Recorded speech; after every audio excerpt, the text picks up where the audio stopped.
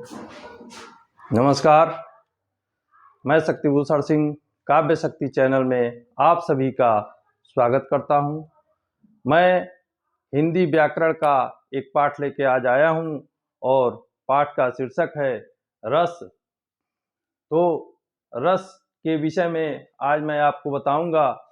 रस जो काव्य की आत्मा भी कही जाती है, उसी को लेकर मैं आया हूं। परीक्षाओं में पूछा जाता है कि रस किसे कहते हैं, रस की क्या परिभाषा है, रस के कितने प्रकार होते हैं, रस के कितने अंग होते हैं, उनका विस्तार से वर्णन कीजिए।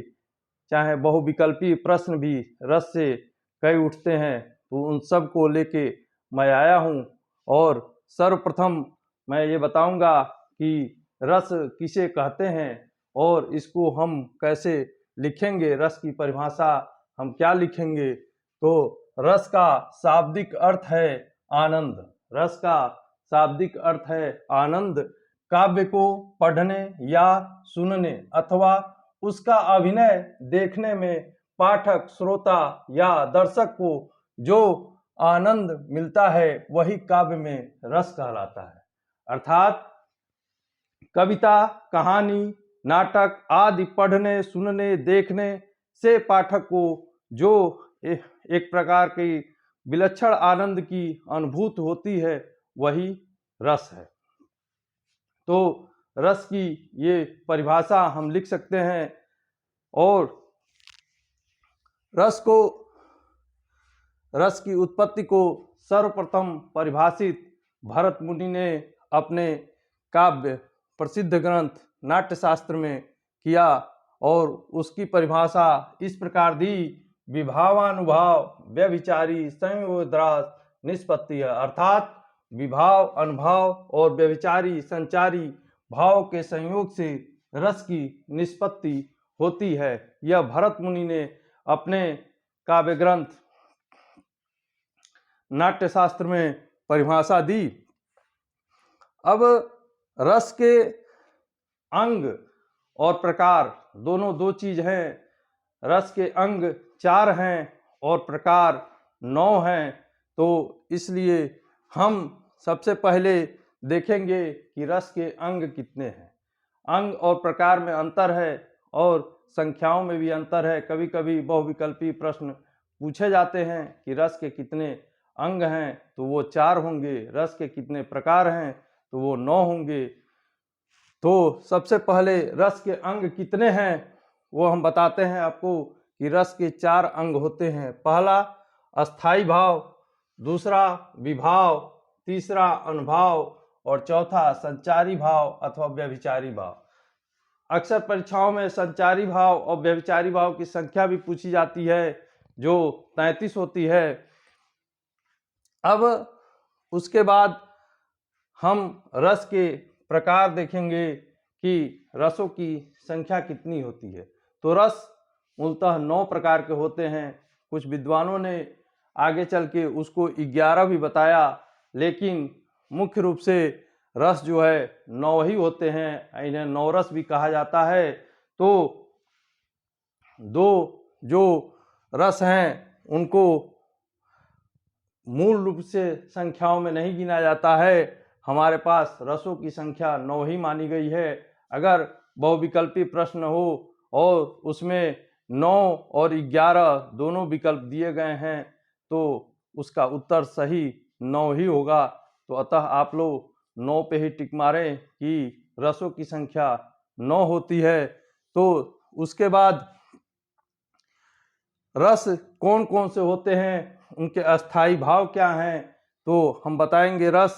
पहला रस होता है श्रृंगार रस और उसका अस्थाई भाव होता है रति। दूसरा है हास्य रस, उसका अस्थाई भाव है हास। तीसरा है रौद्र रस, उसका अस्थाई भाव है क्रोध। चौथा है करुण रस, उसका अस्थाई भाव शोक। पांचवा है वीर रस, उसका अस्थाई भाव है उत्साह। छठा है अद्भुत रस, उसका अस्थाई भाव आश्चर्य, विस्मय। और सातवां है विभत्स रस, उसका अस्थाई भाव जुगुप्सा या घृणा है। आठवां भयानक रस, उसका अस्थाई भाव भय है। नौवां शांत रस, उसका अस्थाई भाव निर्वेद या निवृत्त है। और 10वां है वात्सल्य रस, उसका स्थायी भाव वत्सलता है। और 11वां है भक्ति रस, उसका स्थायी भाव देव विषयक रति, भगवत विषयक रति या अनुराग है। तो ये जो है हमारे रस हैं मूल रूप से, लेकिन जो वात्सल्य रस और भक्ति रस जो है वो हमारे श्रृंगार रस में ही आ जाते हैं एक तरह से। इसीलिए रसों की मूलतः संख्या हम 9 ही मानते हैं। ये ध्यान में रहे कि रस की संख्या 9 होती है और नाटक में रसों की संख्या 8 मानी गई है। नाटक में 8 रस होते हैं क्योंकि वहाँ शांत रस को रस नहीं माना गया है, उसको रस में गिनती नहीं किया गया है नाटक में। तो ये ध्यान रहे कि नाटक में रसों की संख्या 8 होती है। उसके बाद श्रृंगार रस, श्रृंगार रस को हम रसपति या रसराज भी कहते हैं। श्रृंगार रस का को रसपति या रसराज भी कहते हैं। भरत मुनि ने रसों की संख्या 8 मानी है। भरत मुनि ने अपने रसों की संख्या 8 मानी है। उसके बाद बहुविकल्पी प्रश्न उठते हैं, कई तरह के प्रश्न इनमें से आते हैं। जैसे कि अक्सर परीक्षाओं में पूछा जाता है कि श्रृंगार रस का अस्थाई भाव क्या है, तो उसका रति होगा। ये बहुविकल्पी प्रश्न में पूछा जाता है कि क्रोध किसका अस्थाई भाव है और विकल्प दे दिए जाते हैं। शोक किसका अस्थाई भाव है और वात्सल्य रस की अस्थाई भाव क्या है, शांत रस का अस्थाई भाव क्या है। तो इस प्रकार से इससे कई प्रश्न उठते हैं कि नाटक में रसों की संख्या कितनी है और रस के अंग कितने हैं। इस प्रकार हम आज आपको रस के विषय में बताए। आगे इसकी विस्तार से हम चर्चा करेंगे कि रस का कितने प्रकार हैं, सभी प्रकारों के अलग अलग चर्चा करेंगे, उनके उदाहरण देंगे और जो अंग हैं उनका भी अस्थाई भाव क्या है, विभाव क्या है, अनुभाव क्या है, संचारी भाव क्या है, सबका विस्तार से हम चर्चा करेंगे। धन्यवाद।